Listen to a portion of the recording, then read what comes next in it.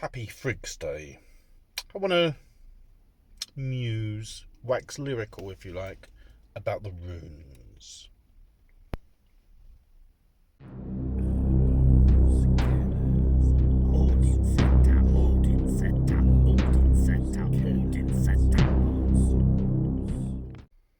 So there are two things I want to talk about in this video. The first is just to, offer some thoughts about the Aetts, the families of the runes. And secondly, I want to talk about the inscription that's been found at the start of a lot of runic inscriptions, ALU, A-L-U. And just share some thoughts on that and, offer something to be agreed with, disagreed with, or just debated, really. Now, on Odin's Day, just gone, I expressed an opinion about the Aetts, which I want to go into a little bit further.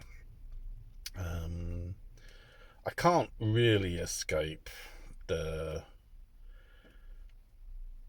I think it's just a presentation. Putting them into three lines of 8 just makes a more compact presentation, and probably an easier way of instructing, teaching about the runes than one long line of 24.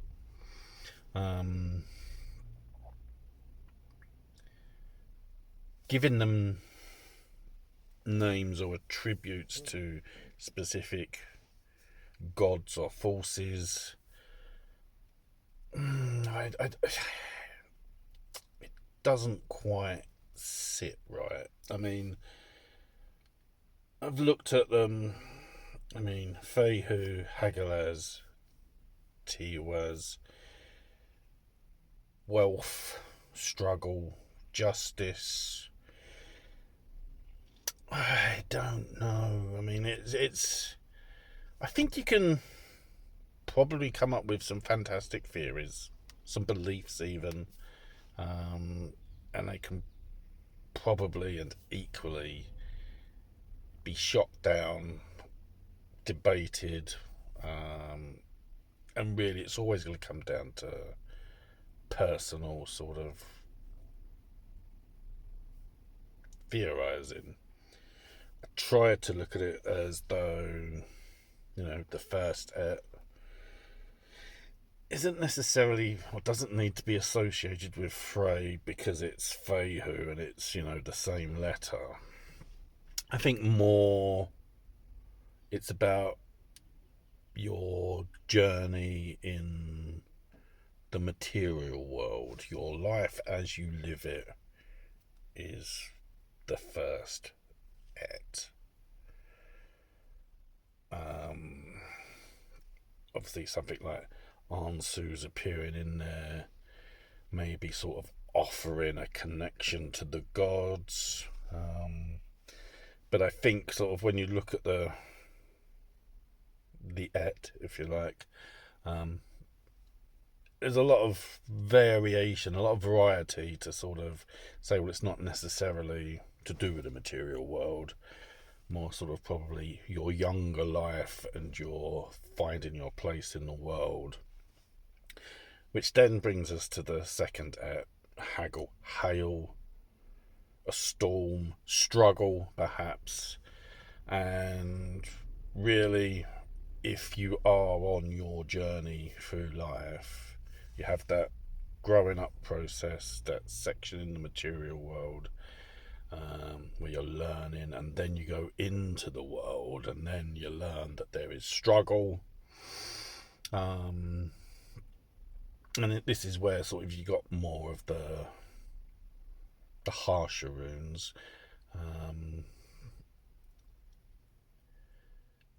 and sort of they're the sort of things that challenge and strengthen you, but again I think sort of you can probably look at that and say, well, that sounds a good idea, or that's a terrible idea. And then finally, for the the last Aett, you could sort of say that's about reaching a point of overcoming your struggles with a sense of justice or righteousness or connection, and leading to a more spiritual balance in your life, in the world. So you've got the material and the spiritual, and things have come together.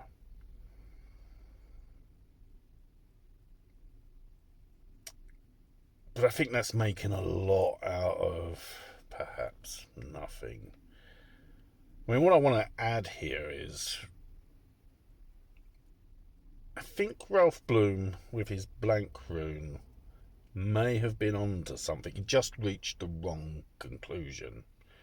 It's my personal opinion, and when you think about how you display the runes, again, 3 rows of 8, well, 3 rows, the power of 3 is quite a potent and consistent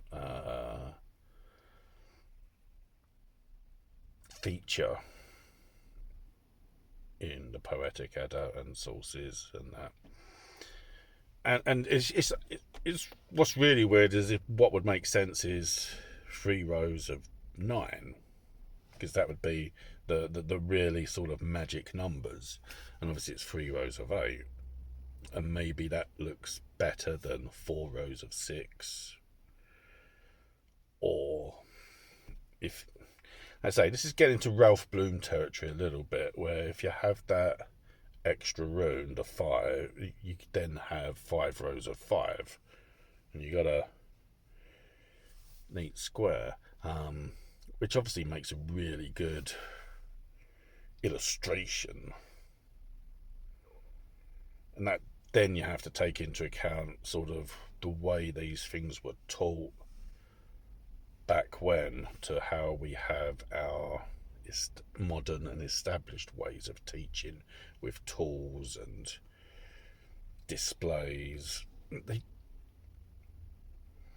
In, the age of antiquity, or even sort of over 1,000 years ago plus, they probably wouldn't be thinking about teaching like that. This would have been taught verbally, which again is why we have less sources, because it protects the knowledge to an extent. Obviously, we got a lot of knowledge we've lost because of this, but it makes you live what you learn, rather than sort of having to keep going back to sources. You know it. It's in your blood and in your soul. And obviously,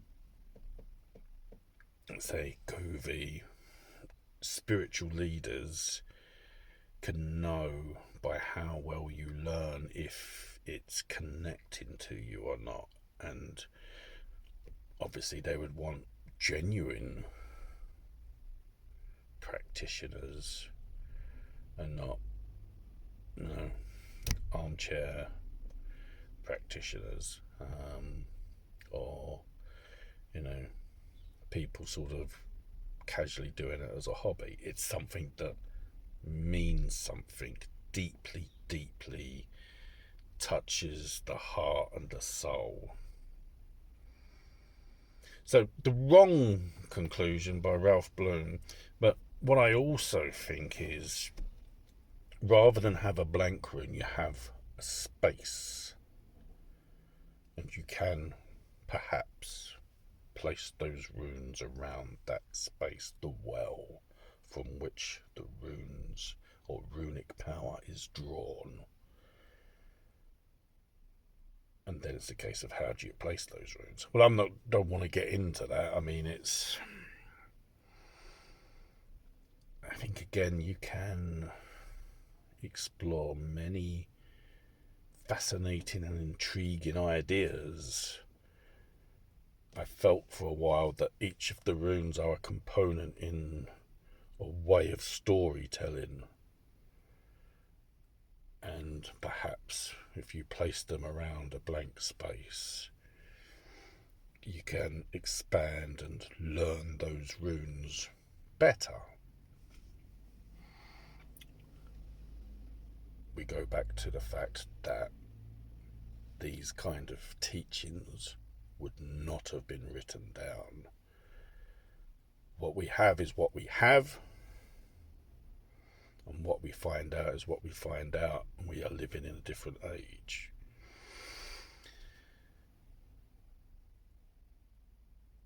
Really, I think that's... I can reflect on what I've just recorded and said and go, well, maybe I'm making more out of it than needs to. It could just be write them down, and there's something about a long line of information that's can hinder the brain a little bit, as opposed to having sort of goals by sort of simplifying or presenting better. Presentation.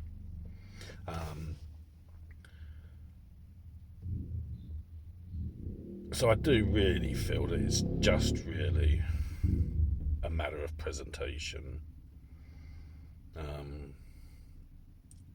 And perhaps, yes, you can say by presenting it that way, they're in some specific clusters. Do those clusters have a particular meaning? You decide. Now, to get onto the ALU frequency,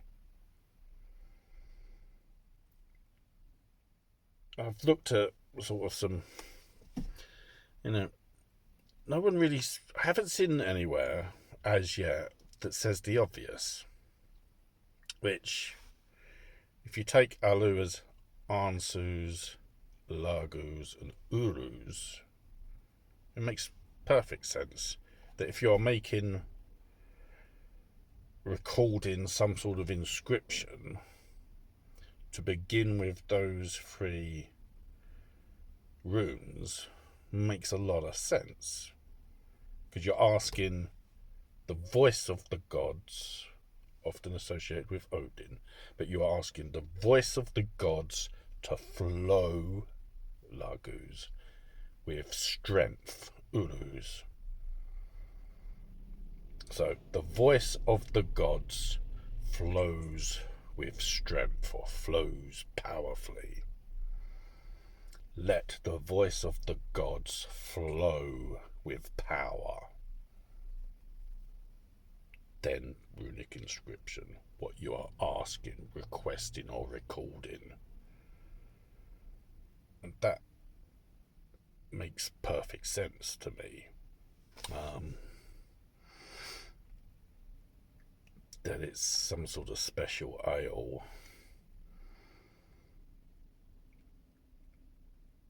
Again, seems to be over-complicating or over-theorising, which obviously is to be fair, is a natural thing to do when you've got limited resource material and you're trying to sort of glean from it as much as you can.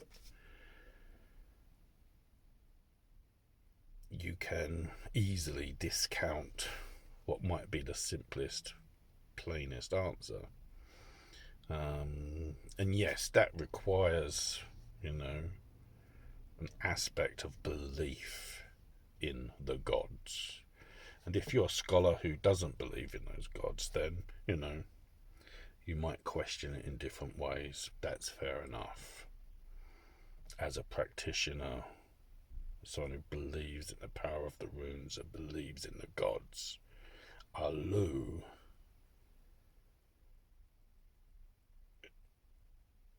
it's a bit of a no-brainer to me, it seems.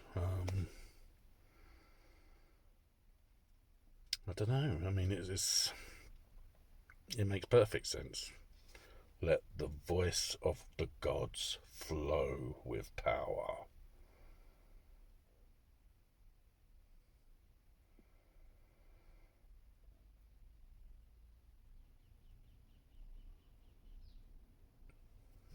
Anyway, there are some of my thoughts that I'm sharing with you. You can agree, disagree, or debate.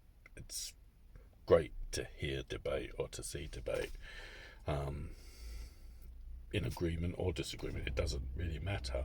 What matters is engagement. And if you listen to this, thank you very much. I will be seeing you soon. I have some things to share. Well, I will have things to share, I feel, after this weekend. And we'll go from there. Until next time, goodbye. Take care.